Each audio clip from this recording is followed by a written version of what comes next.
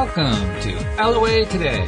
I'm Walt here with life coach Cindie Chavez. Today is Wednesday, April the 29th, 2020, 4 p.m. New York time, and wherever you are in the world, thanks for joining us for another episode of LOA Today, your daily dose of happy. And I'm happy that Cindie is back, although I had a good time catching up with my friend Joel last week, so it was like old times, but whenever we do a week of shows, Cindie, and you're not in it, I notice the difference. And I say that because, well, I mean, all of my co-hosts have wonderful perspectives and ideas and contributions that they make. You have a particularly strong, well, of course, relationships are your thing. That's what you do most of your coaching on and so forth. But you have this approach to the whole LOA concept based on relationships that colors everything that you say. And it's given me, I mean, I'll give you one quick example that we both have talked about on many occasions, how the relationship approach basically led you to kind of put aside the idea of good and bad when it comes to attracting stuff or right and wrong and replace it with prefer and don't prefer, like and don't like. And I've been adopting the same kind of thing. It completely shifted my whole way of thinking about things. And that's just one little example. So it's my long-winded way of saying I'm glad to have you back. Well, thank you. It's good to be back. I was thinking about time, you know, the perspective of time, and how when you said the date today, we're like, it's April 29th, 2020. And I was thinking that up until now, so often we would always kind of exclaim, oh my gosh, like it's almost May. And, you know, but it feels like the last month has had 500 days in it. So it's like, I think we're all getting, letting go of that, like time is flying kind of feeling lately. I don't know. It's an interesting point because you and I have talked about that in the past, and we've talked about, you know, maybe we slow the whole thing down a bit. Yeah. Did we overdo it? Yeah. It sometimes feels like, wow, you know, I often talk about how we don't notice our own manifestations. And yet I'm noticing more and more what I manifest. And this is an example of it. Until you pointed that out, I hadn't really thought about it. But, oh my God, we actually did manifest that. Well, I remember you saying that, wow, do we really have to go this far to avoid tax day on April 15th? That's right. So it has that sense of like, okay, maybe we overdid this. Yeah, but it does seem like I saw a T-shirt that said 2020 is an interesting leap year. There are 29 days in February, 300 days in March, and 5 years in April. That's cute. So, yeah. So, but it's good to be back. I took off last week because it was my birthday, and had a great birthday, and now I'm happy to be back again. That's great. And thank you, Joel Elston, for taking my spot. And he was loving it. I was loving it. Our audience was loving it. So that was great. So yeah, everything was good. It was good. You mentioned the meme that went around that 5 years in April or something like that. Right. And it kind of brings back to what we talked about before we started the show today. We're talking about how people have been experiencing stuff during quarantine that they don't normally experience. I mean, you brought up the example of people dealing with homeschooling. Right. And that's just one of many things that people have been dealing with. That's just, their lives are shifted. Yes. One of the things that came out in the last week or two was that the divorce rate in China after the lockdown skyrocketed because people found they couldn't live with each other anymore. So interesting. You know, I've actually coached some people in the past couple of weeks that are recognizing that they don't want to be married anymore. Yeah. And one of the people that I spoke with, the way they put it was that they said, I think that this quarantine has exacerbated or, you know, caused it to be faster what they thought would be an inevitable divorce. So what I thought was interesting is that it's really not that much of a shock to a lot of people. It's just that if they have a relationship that's not working, they can manage it all right if they're not really seeing each other too much. But suddenly when they're, you know, and we've been kind of, not that I would joke about, you know, divorce, but we've joked about, you know, all the togetherness. That's right. What is all the togetherness? How is it showing up for you? And what I realize is that it's we've talked about money in this way before. Like, in other words, people will say, people will discover sometimes through coaching that they had a fear of becoming wealthy because they thought that being wealthy would turn them into like a jerk. Mm. And they'd be like, well, why? Well, probably because they grew up hearing people say that wealthy people are jerks. Mm-hmm. Right. And so they don't want to be that. And so they keep a distance away from too much money because they don't want to be seen as a certain thing that they find distasteful. But what we've said on our show is that money is just a magnifier of whatever you already are. If you're already stingy, you're still going to be stingy when you get a lot of money. If you're a creative person, you're going to just have more money to spend on whatever tools you need to create things. Mm-hmm. If you're generous, you're going to have more money to give away. So it's just going to magnify. And I think that this quarantine or being together with groups of people or another person or being alone, it's just magnified whatever was already there. It doesn't really create something out of nothing. Either your relationship was solid or not. And so I have been coaching people around relationships, especially in the last couple of weeks. I think, how long has it been? I've been quarantining for 40 days. How long has it been? I hadn't added it up. It's somewhere in that neighborhood. I don't think it's quite 40 for me, but it's close. Well, my husband was looking at some, a calendar and some notes he had, and he said, "Oh, it's been over 40 days for you." And I said, "What?" He said, "You've been inside for over 40 days." And it hit me that that's actually the root of the word quarantine is 40. Oh, right. Yeah. Right. And that's what it used to be. I don't know where they came up with that number, but if you were quarantined, it was a 40-day thing. And so I realized, okay, I've been in for quite a long time. And so I think the first couple of weeks, it was kind of like novel for people, newish, like, oh, how are we going to deal with this? And then the next couple of weeks started feeling stressful because of certain things, expectations. And now it's really getting to where people are making decisions about it. So it's been interesting. And like you said, the homeschooling thing is a really big thing with all of a sudden, I know I have a friend that has a friend that has children of a similar age, but one of them has children that are in private school where the school is doing all this stuff via computer. So the school is providing all of the computer curriculum from a certain time, like regular school, like from 8 a.m. until whenever, like 7 hours of stuff, teachers. And then the other person is totally on their own, like the school's not providing anything. And they were comparing what they're able to do with what this other person's kids are getting through their private school. And I was like, no, please don't worry yourself like that, because, kids are natural learners. True. They're going to learn. It's actually one of the most exciting things about kids, that they are natural learners. Mm-hmm. And when you kind of let go and just, it's not just letting go of curriculum, it's letting go of the fear that if they aren't led in some way, they aren't going to learn anything. If you just kind of let go of that fear, right, and then watch what happens.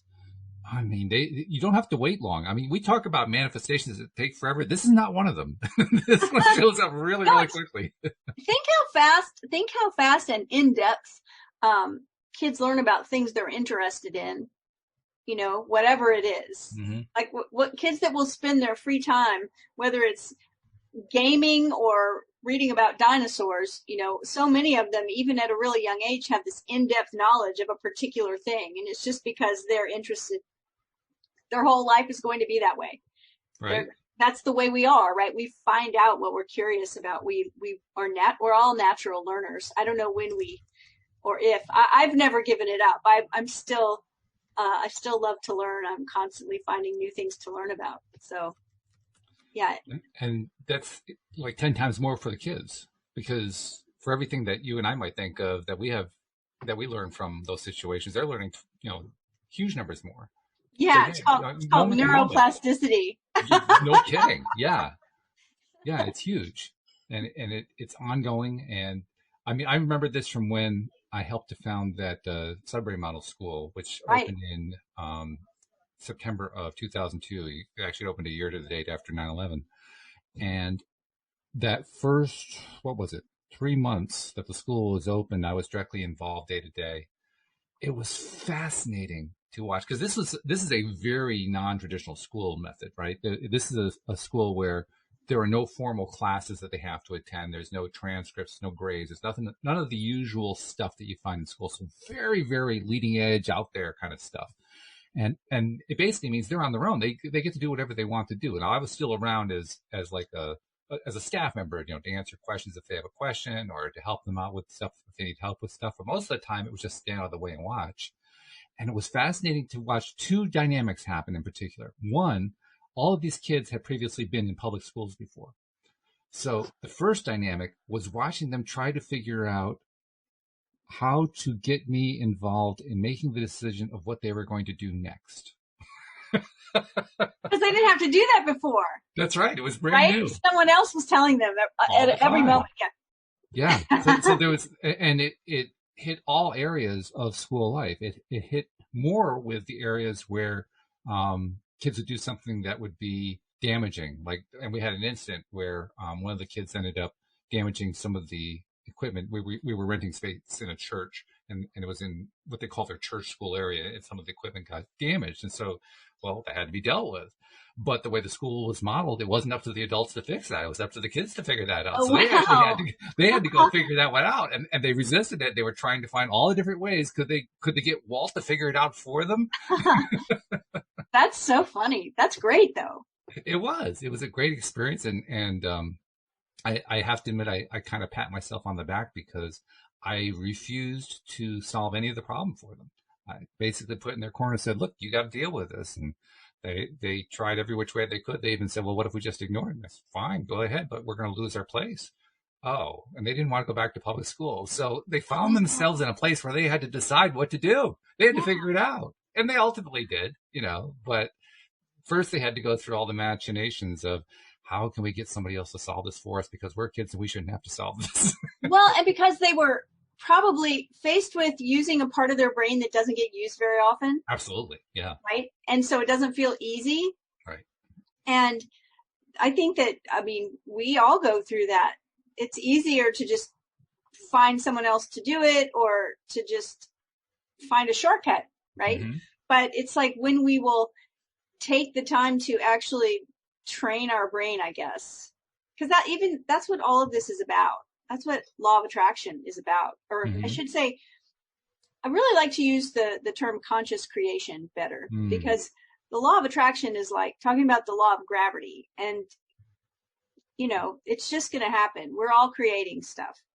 But when we do it consciously, sometimes we have to make the effort to really train our brain, to take control of our brain so that we can consciously choose what thoughts we're thinking and what actions we're taking based on those thoughts and what emotions we're feeling based on those thoughts. It's always based on a thought and some story that we're telling, right? So I think that experience that the kids had at that school with adults saying, figure it out, like you can figure it out, that's such great training for the brain that if they keep doing that, they'll automatically be powerful creators because they're used to using their brain to find solutions, right? It's like so often when we talk about law of attraction, we talk about being focused on the problem or being focused on the lack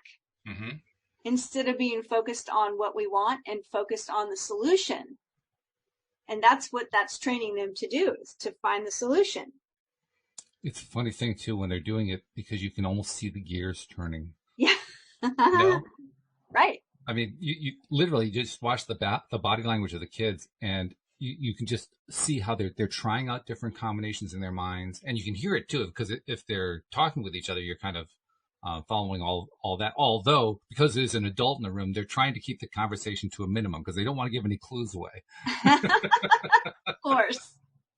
Well, I think it's interesting that because you made the comment that you felt really proud of yourself for being able to like not help, Right. to be quiet, to not, go there. Oh, because it's an overwhelming desire to just jump right in and solve it for them. Right. And to do it for them, right? Yes. Yeah. Yeah. Well, what's interesting, I think, is that you made a comment about Joel in the past about an idea that he had about helping people. Mm-hmm. It's the same kind of thing. It's like not to get so caught up in, that someone was experiencing something uncomfortable, Yeah. but that was part of their journey. And it may be the part of their journey that they're eternally grateful for because of where it leads them, like his story.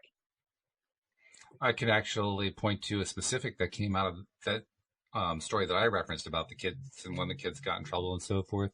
I've actually told the fuller story on the podcast previously, many, many months ago. But the upshot of it was that the kid who got in trouble ended up becoming school president. And this is particularly noteworthy because before she joined our school, she was in foster care. She had basically been kicked out of all the schools that she'd been in previously. She was a social nonconformist. She had all kinds of issues, just huge numbers of issues. And just going through the experience that she went through at our school, she straightened herself out. She Isn't didn't that great? need a coach to come in or a therapist to come in to fix her. Previously she'd been on all the drugs. She was on the ADD and she was on every single one of those things you could possibly imagine. She was completely off of those by the Wow. time she got out of the school and a totally developed, fully formed human adult by the time she left the school. It was amazing. The only sad part for me is that I wasn't there to watch all of it. Other than that, it was great. So the experience of having someone give you the space to make decisions, yes, and to make choices and to brainstorm and to figure out solutions, because you probably didn't have that before. right. And probably had a story going on that she wasn't able to do that. Like, a lot of people that have been through things like that end up with a story of like, I can't do anything right. Everything I do fails. I always mess everything up, that kind of thing.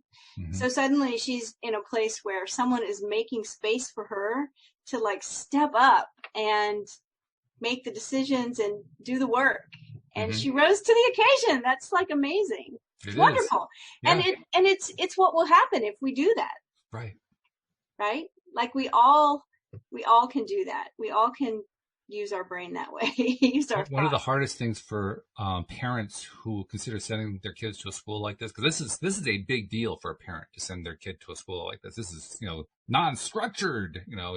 It doesn't have all the traditional structures, so it's daunting. It scares a lot of parents in terms of what's going to happen with the kid when they get out of school? Are they going to be able to go to college? Blah blah. And blah, they probably wouldn't have a lot of support from their peers. Like I can imagine most parents making that choice have other adults in their life that are thinking mm-hmm. that they've lost their mind or something, right? Absolutely. Oh yeah. So it takes a lot of courage for a parent, first of all, to send their kid to a school like this, and then secondly, to basically live with the results day to day, because it's following the journey of the path, right? You follow your path, and the path is not a smooth path. There's bumps to it. There's there's stuff that happens along the way.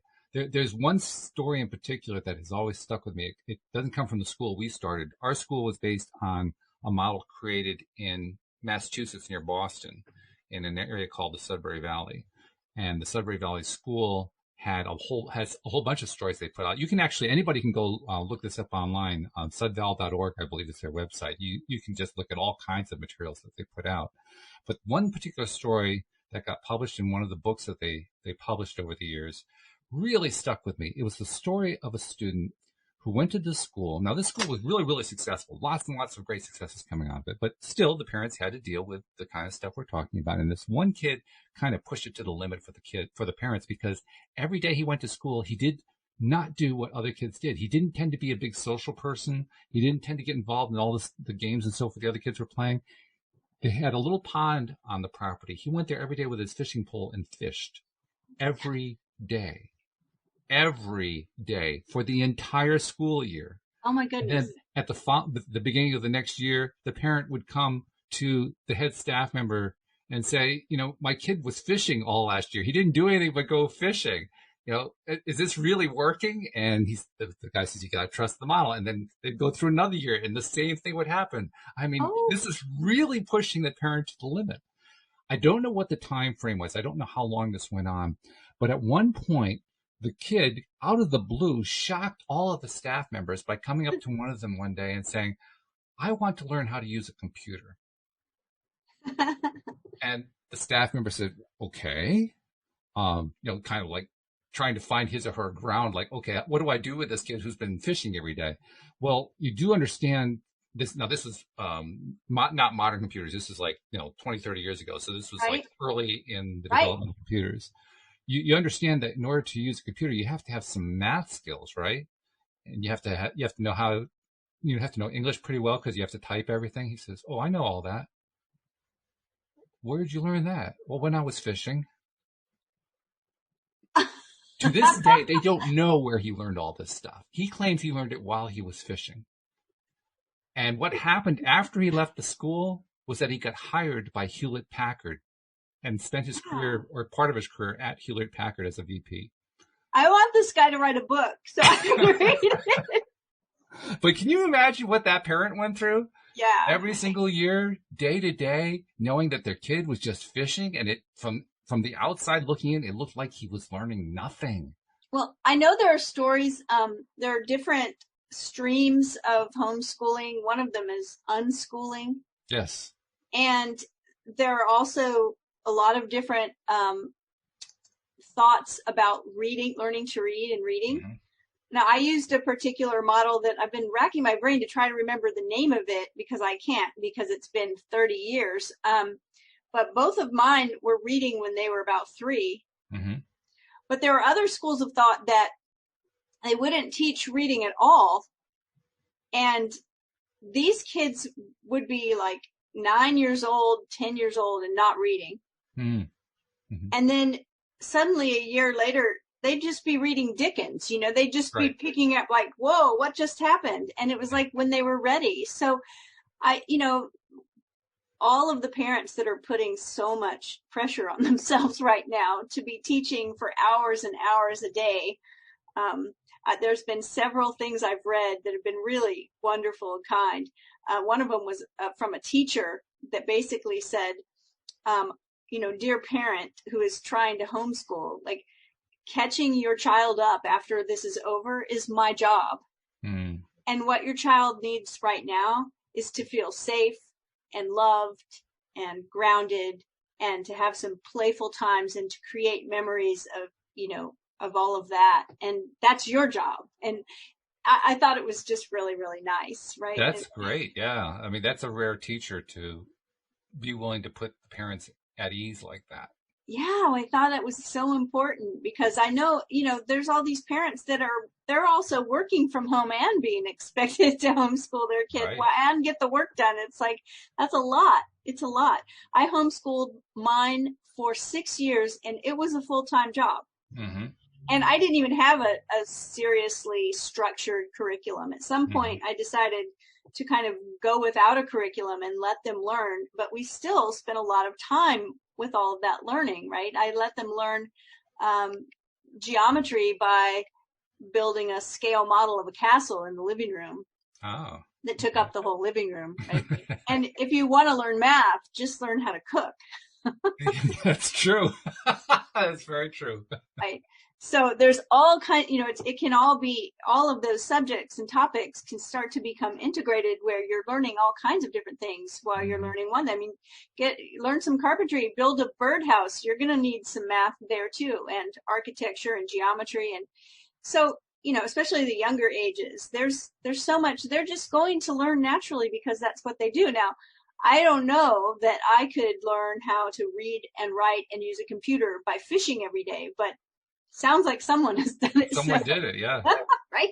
Well, there's also, I don't remember what, I'm trying to rack my brain to remember what this guy's name was. He was an Indian educator, and he did something pretty dramatic. He went to the slums of one of the poor cities in India, and on a street in one of the poor neighborhoods at sidewalk level, at the height that a small child could handle, he had installed in the wall, kind of like you would find a teller machine built into the wall. He had a Right. computer installed in the wall.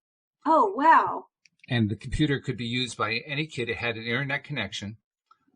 But there were like two little gotchas where it was concerned. The first was none of the kids in this particular area knew English, and the computer was written in English. Oh, And the second gotcha was there were no instructions on how to use it. So it was basically put there, and then let's see what happens. He came back a year later and learned that all of the area kids had taught each other how to use the computer. They learned it together. They learned how to cooperatively. They taught themselves how to do it. They'd become really proficient at it, and they were basically begging to have more than to work with. They taught themselves English in the process. that's I mean, amazing. they did the whole thing. They taught themselves the whole thing. And That's this is not fantastic. something that happened just once. He's replicated this experience in a number of different places around the world, and it's always producing the same result. That's fantastic. Yeah. Yeah. You can Well, actually see it. There's a TED Talk by this guy, and if I can remember his name, I'll tell you the name so you can go look it up. But he does a TED Talk on what his experience was.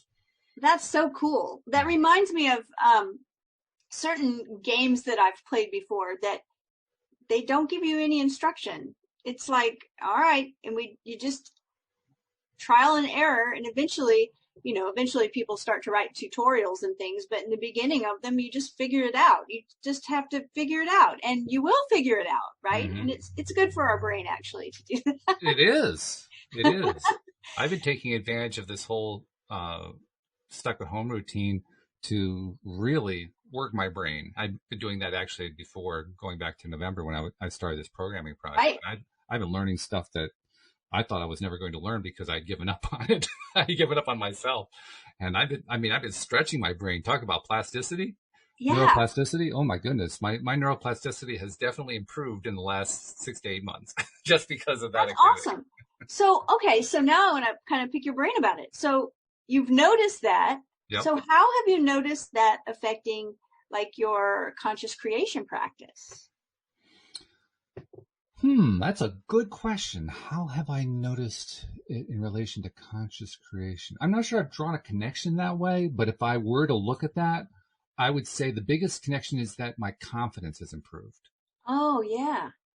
Because I was doing something, when I started, first of all, I picked a platform that was probably not the best platform to start with.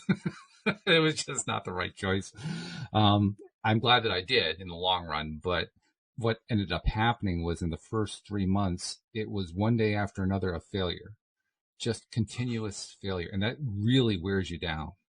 I mean, it just beats you up.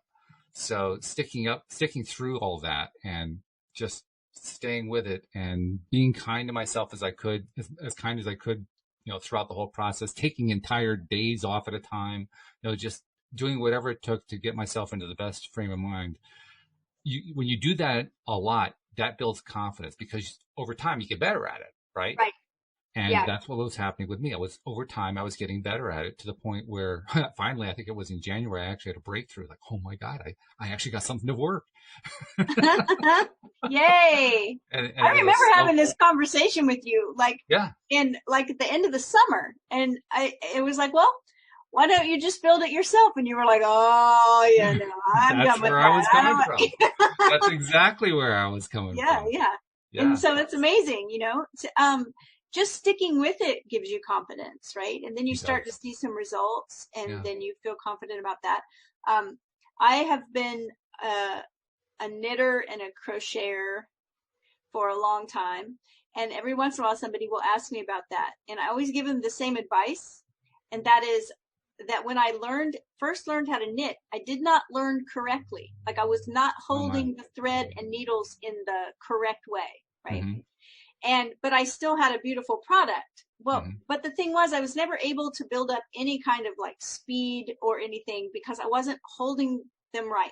Then I set it down for a long, long time because I was, homeschooling kids and doing things. And then when I decided to pick it back up, I kind of had to relearn it. And I decided that I was going to relearn it the right way. I was going to hold the thread and the needles or the hook the right way. And it was so awkward at first because I was used to doing it the wrong way. and I had to retrain myself to do it, the correct way. Right. And it was terribly awkward. And it's kind of like if you're right-handed and you decide you're going to write with your left hand. It's just like, Yeah. oh my gosh, the product is terrible. It feels awful. Mm-hmm. But I stuck with it until it started feeling natural. Mm-hmm. And I could not believe how much better, faster, easier everything was because I stuck with learning it the correct way. And so I always think about that and kind of apply it to everything, because now I'm really confident in my skills, right? And I didn't have that level of confidence the first time around, even though I was producing beautiful things, but it was because it just wasn't doing it correctly, right? And so I think about that, how we apply that to law of attraction. I was just talking to somebody this morning in a coaching session about not neuroplasticity, but neural connections. Mm. And they were having a certain thing happen. And I said, you realize that you're in this loop of just having a response to a certain thing, a response you don't like. That's why you're reaching out to me, because you don't like the way you feel.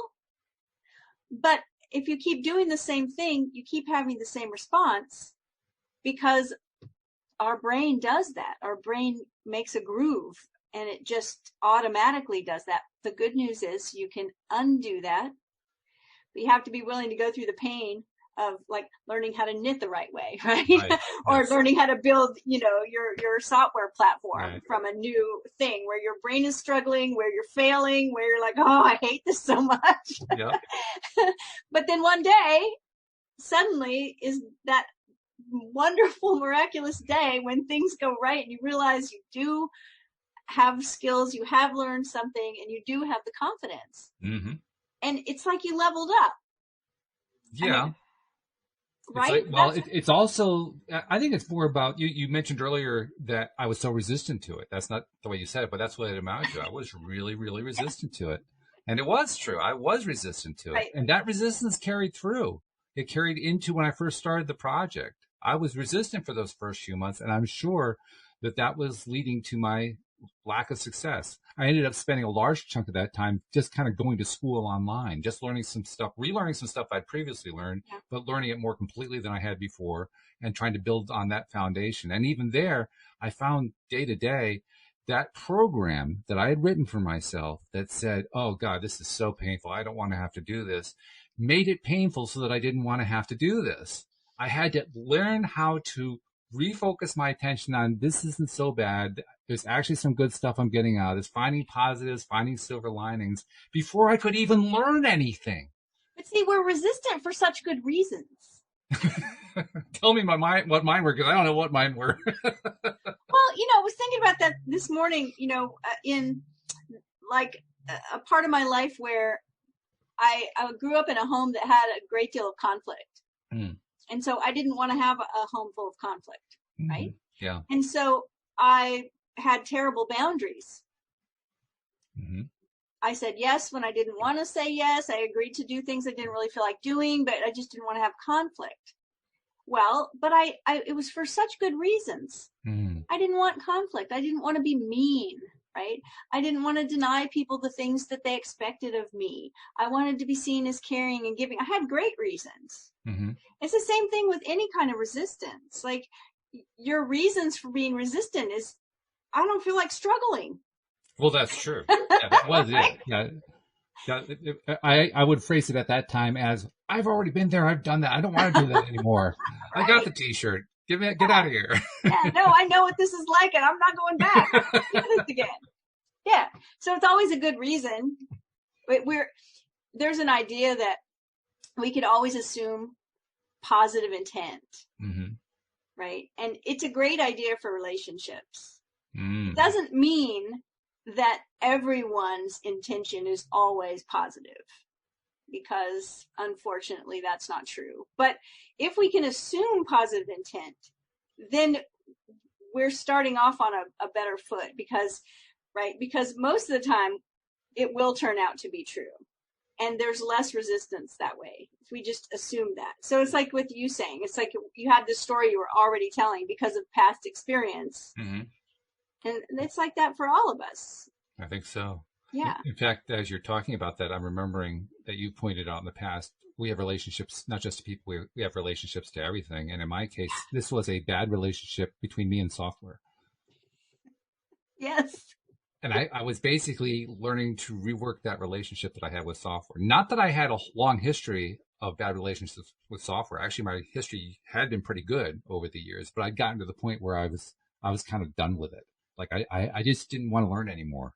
I was tired of it, you know? And through that tiredness, I developed my resistance. I basically built up this whole storyline that said, I don't have to deal with that anymore. Go away, get out of my life. Meanwhile, there was another piece of me, part of my inner being, I think, saying, hey, come on, you're going to like this. This is going to be good. And I was like, no, I won't. I don't like this at all. Yeah.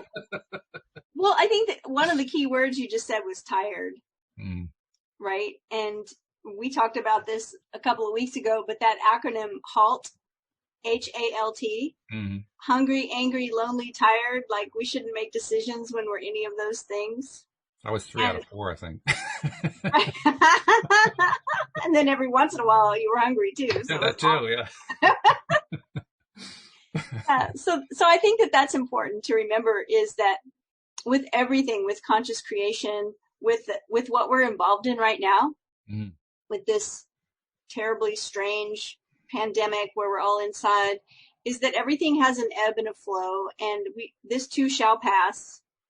Nothing is like forever. When we make decisions, sometimes we make them all based on past experience, because it feels like every decision we make sometimes is like so weighty and it's just going to be forever. But the truth is, somebody said to me one time, I thought it was kind of brilliant. They said, if you manifest something that you don't want, just give it back. It's true.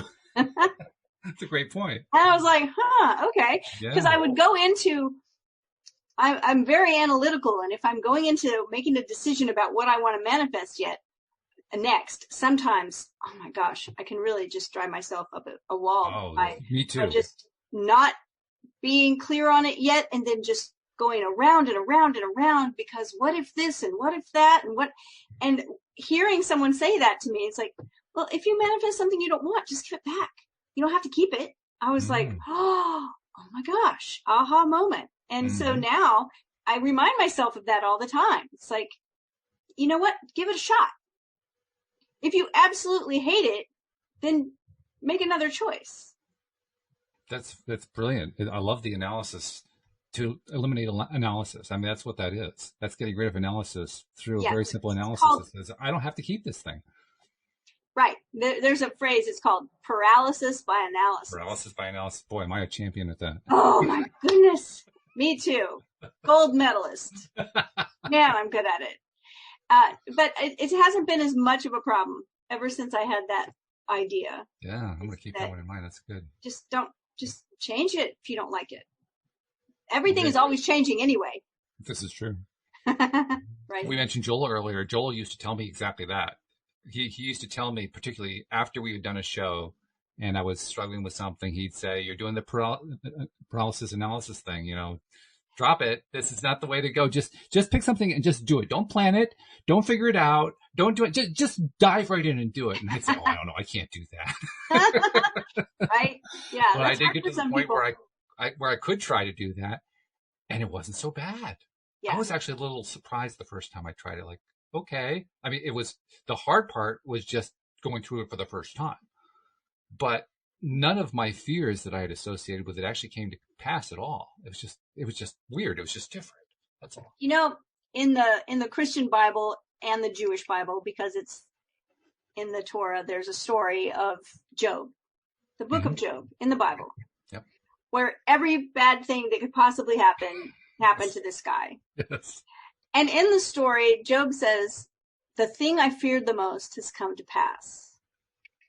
And as much as we talk about, if you keep worrying about something, you're going to be more likely to have that thing. I still hold to the idea that, what, the thing we fear the most hardly ever comes to pass. Pretty rare, actually. Right? So I think that's a really rare story. The thing I feared the most has come to pass. Not that we should fear things, but I don't know. That's another topic for another day, but We'll bring that one up. I actually wanted to acknowledge a couple of people in the live stream yes. who've been sharing some stuff. And I wanted to say, first of all, to Ignacio, I'm sorry. I was trying, he or she came onto the Zoom platform, and I tried to send a message, a text message, a chat message, and realized that with the new setup we've got, because we got hit with hackers a few weeks ago. So I had to set up this new setup. And everything goes into a waiting room. Apparently, if I send a message to a waiting room, the person in the waiting room can't send a message back. I didn't know that. Oh. So this person was probably trying to reach me, and then they went back onto the Zoom platform, or I'm sorry, the YouTube platform, and said, I have this interesting story to tell. Well, I didn't see that till it was too late, so I apologize for that. But probably the best thing to do is just tell us what you can about the story in the chat. We'll share it that way, and we can talk about it that way. Please do. And Josephine also added something. She said, I'm writing a short story about a couple in quarantine with their kids, which fits in exactly with what we're talking about. Yeah. So when you get somewhere with that story, even if it's not finished, Josephine, share the story, because especially on a Wednesday when Cindy's here, because I mean, it's right in line with what we're talking about. Right? Yeah. Are you writing it based on personal experience, Josephine? It's a good question. I'll have to see if she answers that, but I wouldn't be surprised. I mean, that's the best way to write anyway. You know that. We both know that. Yeah. Writing from experience is always the strongest way to write. One of my favorite authors, Elizabeth Gilbert, who was so famous for writing Eat, Pray, Love, which was somewhat of a memoir. Mm-hmm. But then she wrote a fiction book. I mean, she's written more than one fiction book, but a really great fiction book that I loved. And I heard one time in an interview where she said something like, if you really want to know about a person, just read their fiction, not their memoir. That's true. Right. She said, my fiction's probably a lot more autobiographical than than my other writing. I thought that was kind of funny. So we'll be interested to see what you come up with, Josephine. It's a great thing to be writing about right now. Absolutely. Yeah. I hope there are a lot. I keep telling myself I should be writing more. I've been writing a lot, but writing in the context of what's going on right now, because small details that kind of seem boring to us now, when you look back on them in history, they aren't boring. Right? My son is a chef, and he shared something about in the 1919 flu pandemic, that there were armed guards that were set up on the water to keep people from raiding the oyster beds. Oh, okay. Because oysters were thought to ward off the flu. Ah. But the reason was because the oyster brine is loaded with zinc. Oh. And zinc actually does help the body fight off viruses or bacteria or whatever. So I thought that might have seemed so boring at the time, but now looking back, it's so interesting. And so I hope that, a lot of us that are writers are writing things down and keeping track of the way things are right now. I think that is probably true. I would not be at all surprised if we start seeing novels and nonfiction books coming out of this experience where this becomes regularly referenced in the material. Right. I expect that we're going to see movies that reference this in the material. I think it's going to be the pandemic that never ends in that sense. Yes. I keep thinking about all the political movies that we're going to have to deal with for the next 20 years.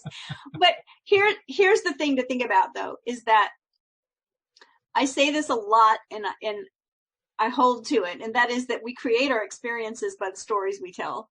Yes. And so what kind of stories do we want to be telling?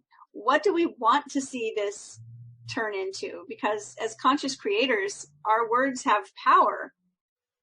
And the more we tell the truth and the more we keep our word, the more power our words have. Right?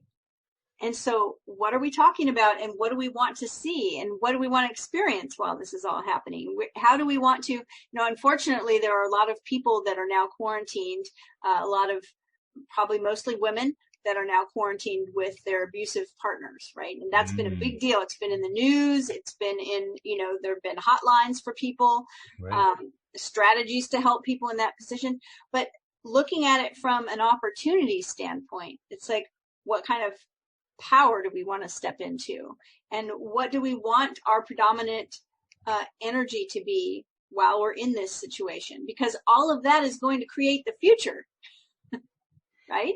It does, yeah. Yeah. You're naming a particularly challenging type of situation, but literally everybody is going through a situation one way or another where they're faced with this exact same question if they're in an LOA circle, if they're aware of the fact that by changing their story, they're going to get a different experience. So it's kind of like what we were talking about a few minutes ago about like when I was last fall considering this programming project, you were suggesting it, and I was saying, no, no, no, no, no. Yeah. You know, I had to decide that it was worthwhile for me to even attempt to change my story before I could begin to change the story. You have to make the decision.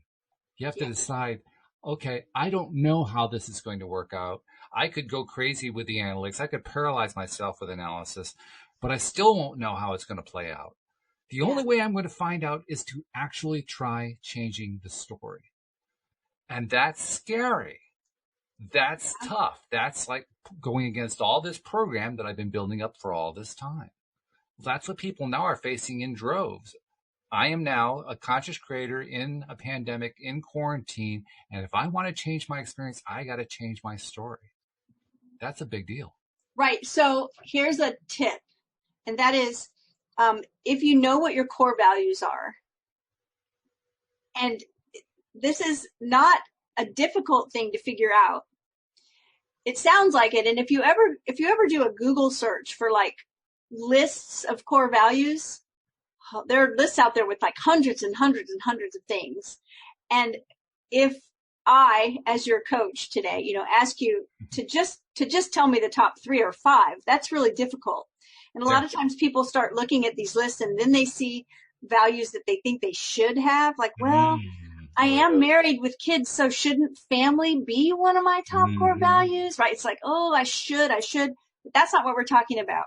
We can look at the things that bring you great joy and look at the things that make you very uncomfortable and figure out why. So my top core values, freedom, beauty, creativity, those are some of my magic. Those are some of my top core values, right? And how do I know? Well, because when I don't have those things, like I could never go to an office every day in a cube, in a white cube that couldn't be decorated, and I would go bonkers. Why? Because I have a really high value around beauty. So I want, my office is full of beautiful things, violets and, pretty things, right? Because that's how I want to experience life. Right. So someone who has a value around like being outdoors may really be struggling in a place if they can't get outdoors. So if you know what your core values are, then you can write your story around that. You can say in 6 months or a year or whenever this thing is over, and I look back at my experience, what would have had to happen for all of my core values to have been being honored? So like, I am a painter, so I set up I don't have a studio right now, but I set up like a painting studio in my house so that in this time of quarantine, I can spend some time painting. I've been writing. Right? So when I look back and tell my story of what it was like in quarantine, hopefully those values will be honored. So just something to think about if you're wanting to write a story to create some new thing in your life moving forward, coming out of this, right?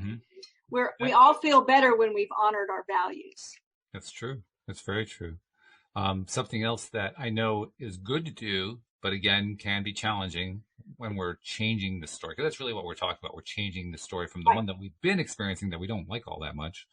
Because it's not all that much fun to be forced to do something that we're not really enjoying doing. Right. But changing the story to what we do like, to what we do enjoy, we do value. First of all, like you said, you have to identify what it is, and then you have to actually dream about it a little bit. I mean, that in itself, if you're not used to dreaming about this thing that you actually enjoy, it can be a struggle the first few times so what would I do if I could do this thing that I love so much? And you draw a blank, and then you have to kind of sit there with it and just kind of ask yourself the question a couple times before something finally comes through. I've been excited to hear from clients and also just people online that are talking about their experience. How many people in my realm anyway, who have started taking classes online to learn something new. I had one that started taking like the next level of their degree, just said, I'm going to go ahead and finish this. I'm going to do it online. And other people who have just started learning something that they've always wanted to learn, like how to be a writer or how to be an artist or how to speak another language or whatever. And I think it's so exciting because, that's awesome that people are taking those steps to enrich themselves, to grow themselves personally in a time when, it would be really just as easy to just decide to, I don't know, just start day drinking all the time or something, right? It's just like, oh, whatever. I'm just going to watch as many movies as I can, which I've been watching movies. I have, but I've also been taking time to, But we have more subscriptions for movies now than we've had ever in our lives. Oh my gosh, right? People were, I asked in my online group, I asked like, what is everybody watching? Mm-hmm. And I kid you not, probably 80% of the things people listed, I'd never heard of. Yes, right. Right? Like, somebody says the name of a movie or a TV show and you've heard of it all the time, but you've just never seen it. It wasn't that. It was like, I really think 75 to 80%, I was like, some of the channels, I'd never even heard of the channel. Right? I was like, oh my goodness. Yeah, we definitely have content. So it's nice to see that besides just being entertained, that people are also enriching themselves with learning something new or contributing something, right? Creating something, being creative, making art, writing, making music. All these online choirs are popping up and like, yeah. Right? Like people that are playing music over Zoom together. Right. It's amazing. I'm impressed by that because Zoom can sometimes have a lag. So the fact they can do that at all is really pretty good. Can you imagine? It's like, that one player seems like he's off. But absolutely, yes. As you were describing all that, I was kind of imagining somebody who is considering taking a course. Because you pointed out a lot of people are just kind of taking courses just because it's something they always wanted to do. And I could see how that could be a place where you could kind of trip yourself up. You could say, well, I really should be going after a degree. Mm-hmm. And then you allow that to get in the way of not doing the thing because, well, you're not taking it for credit or something like that. Yeah, don't do that. Just get curious and follow your curiosity. Yeah. Just give yourself permission to just do it anyway and, screw the degree. Don't worry about that. You can do the degree later if you really want to do it. I was just going to say, if you really decide to, you just do that later. Yeah. It's not a big deal. Yeah. That's an example of how we can trip ourselves up that's just one particular way. There's lots of them where we just come up with arguments against the thing that we really want to try. It's the shoulds. Yeah, the shoulds. Right. Yeah. Don't do that. Yeah, gotta let go of the shoulds and just go for it anyway. That was the greatest experience. The first time I just refused to do any analyzing and just try to do it without any plan. Scared the daylights out of me. It really did. I was just like, I don't know how to do this. What do I do? Well, I'll just start doing something. So I was doing it at the computer. I don't know what I'm going to do here. And I just started working a mouse and typing with no plan. And it was tough.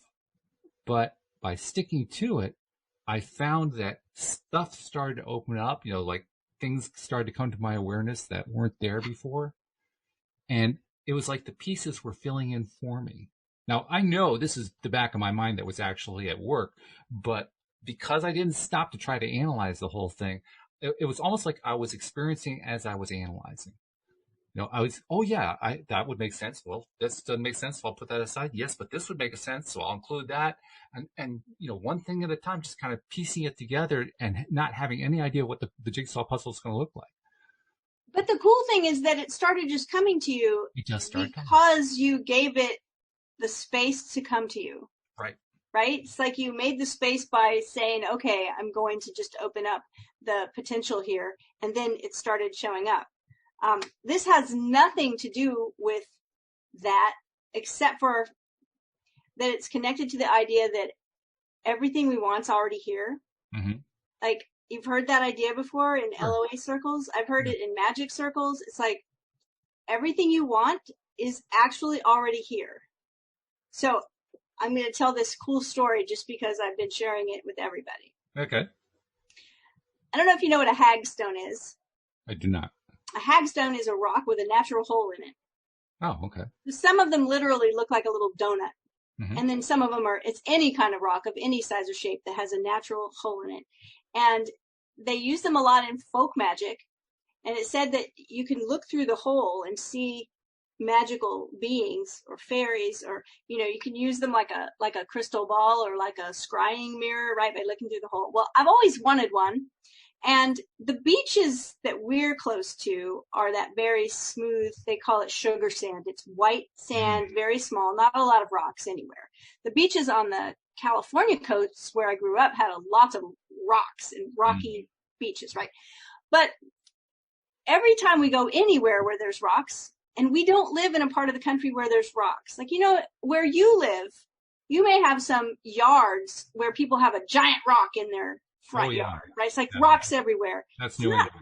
Yeah, it's not like that down here in the South. There aren't a lot of rocks anywhere unless you get like a load of gravel delivered somewhere. It's just no rocks. And there's usually no rocks in my yard.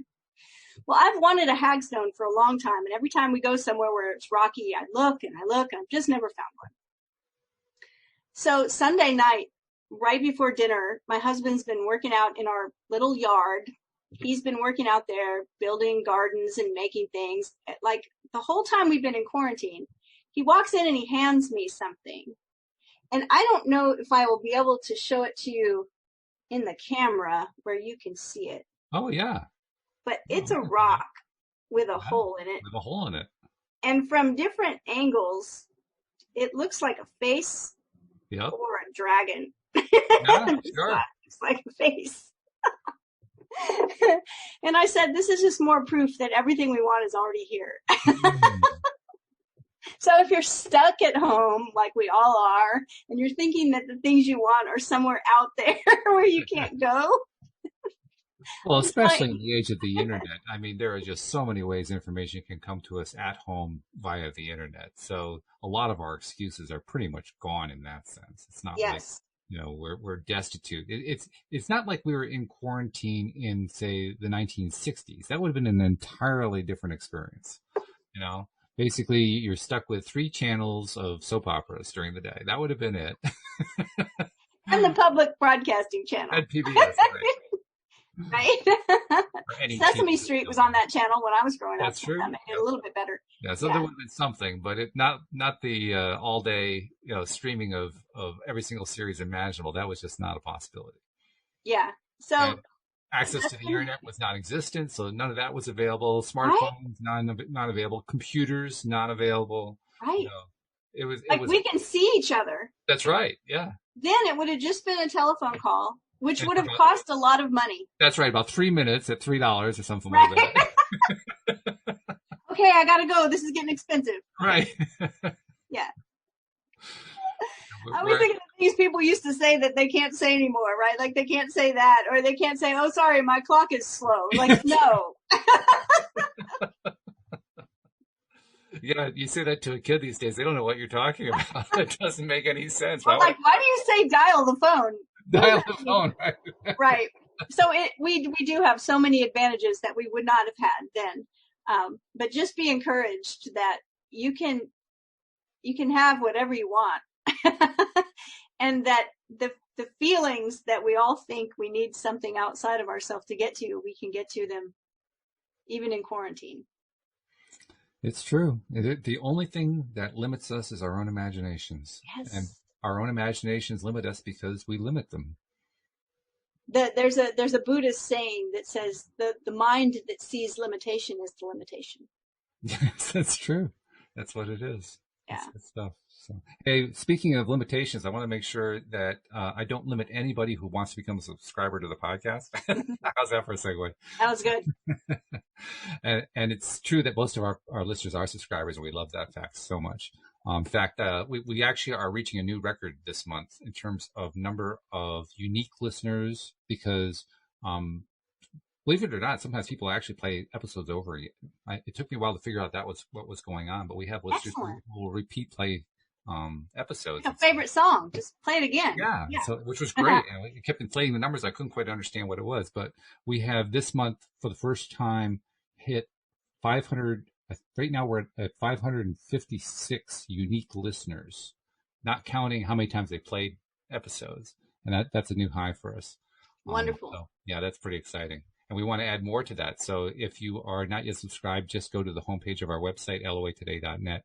And at the top of the page, you'll see instructions on how to do it and get that subscription. It takes about 1 or 2 clicks. And then also check us out on YouTube because we live stream to YouTube. You can watch us while we're doing this. You can see Cindie holding up her rock with the hole in it. Oh, that's right. I'm thinking people that are listening are like, well, what is going on? But people on YouTube could see it. So that's the reason. There it is. Yeah, she's holding it up. So check us out there and subscribe there as well. And keep following us because we call it your daily dose of happy for a reason. We want to help build up your ability to stay in the high vibration space and keep our own up at the same time. This is a help everybody at the same time kind of a thing. It's the reason why I do this 5 days a week, and I love it. So thanks for those of you who are subscribers, and thank you to those of you who are new subscribers who are joining today. We appreciate you. Yes, we do. And we appreciate you too, Cindie. I appreciate you. I'm happy to be here. As usual, you told some wonderful stories, so thank you very much for that. And looking forward to do this again next week. Thank you, live streamers, and thank you especially to our podcast listeners as well. We'll see you all next time here on LOA Today. Goodbye, everybody. Hi, everyone.